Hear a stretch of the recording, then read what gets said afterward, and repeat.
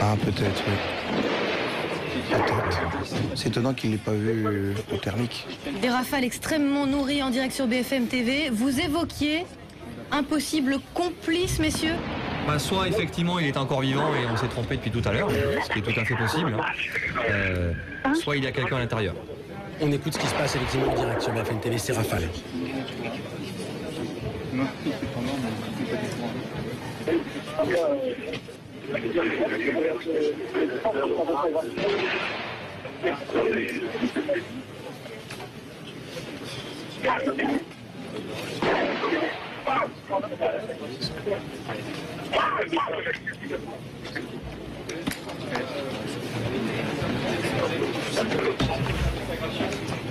Il est 11h29, des rafales. 2 minutes même. 2 minutes d'échange de feu extrêmement nourris. Nous ignorons évidemment ce qui se passe dans l'appartement dans lequel Mohamed Merah était assiégé depuis 31 heures. Explosion encore. Et ça continue effectivement. Cécile et Olivier est sur place alors que les hommes du raid a priori sont rentrés il y a maintenant une petite heure après 3 déflagrations qui ont donné le signal.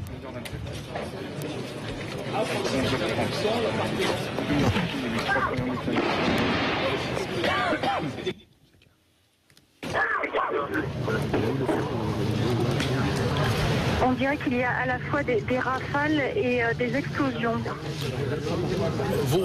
Vos impressions sont les bonnes a priori. On fait état de rafales, effectivement, Cécile. Rafales.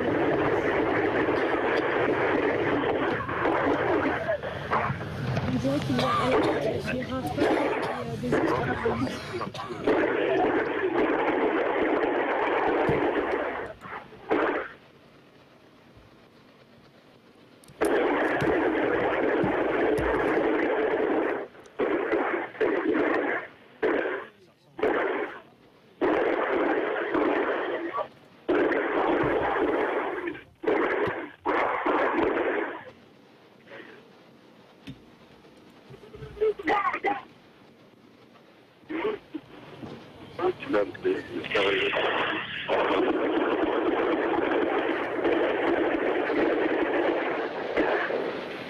Beaucoup de rafales, ce qui est étonnant.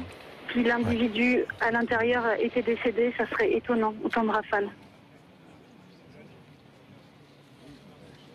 On profite de ce moment de silence. Laurent Combalbert, vous êtes extrêmement surpris par ce qui vient de se passer en direct sur BFM TV. Bah, surpris parce qu'on était tous partis dans l'idée qu'effectivement la thèse de la personne suicidée était... Rafale. Même si nous avons gardé beaucoup de réserves par rapport à ça.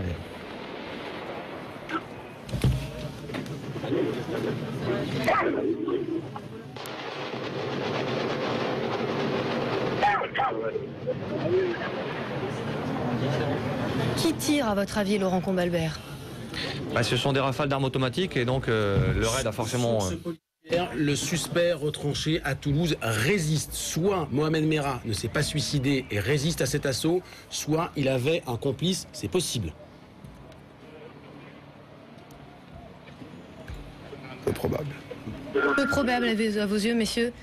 Peu probable, puisque même si vous avez un complice, c'est quoi l'intérêt de se suicider, de laisser le complice agir? Laurent Combalbert, ça veut dire que depuis hier soir, 22h45, pas de contact, c'était une feinte. Il n'a peut-être pas bougé. Alors, un manipulateur. Excellent. Attente. Vous êtes en direct sur BFM TV depuis une dizaine de minutes maintenant. Ces détonations, ces rafales extrêmement nourries. Le raid a lancé l'assaut contre l'appartement dans lequel Mohamed Merah a été retranché. Visiblement, celui-ci n'était pas décédé et serait en train de résister. C'est ce qu'affirme une source policière. Scène absolument surréaliste sous nos yeux, sous nos oreilles.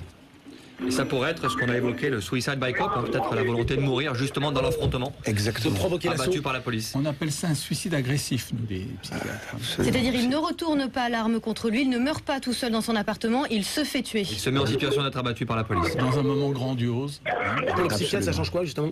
Ah bah, Rien, c'est assez typique des psychopathes. Hein. Certains psychopathes veulent mourir les armes à la main. Alors Laurent Combalbert, les premières déflagrations, c'était il y a 1 heure. A priori, le début de l'opération. Ça montre bien à quel point les hommes du raid progressaient effectivement très doucement dans l'appartement, puisqu'il aura fallu quasiment Absolument. 1 heure pour qu'ils le trouvent. C'est pour ça que l'investigation est faite de manière extrêmement lente et minutieuse, parce qu'il s'est effectivement certainement retranché dans un lieu où il n'a pas été observé par les personnes à l'extérieur. Ça peut être sous un lit, ça peut être sous un placard. On nous parle de caméras thermiques. Comment se fait-il, si Mohamed Merah est bien celui qui a répondu aux policiers il y a quelques instants, comment se fait-il qu'on n'ait pas pu prouver, avec la chaleur, Plutôt qu'il était là.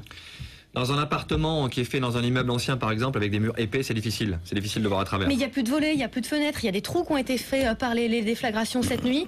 Ça suffisait pas pour avoir une vue. Mais peut-être qu'il a été localisé et que justement la fouille progressive, avec justement des envois de grenades les uns après les autres, avait pour objectif de le contraindre à rester dans son point. On en reparle. Cécile Olivier, il est 11h34. On a entendu en direct ces détonations, ces rafales extrêmement nourries. De nouveau le calme.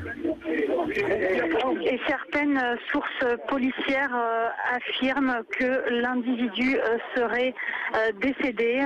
Des sources policières qui nous expliquaient avant que l'individu était retranché et résistait. Vous avez entendu quand ces rafales très nourries, alternance de rafales et d'explosions.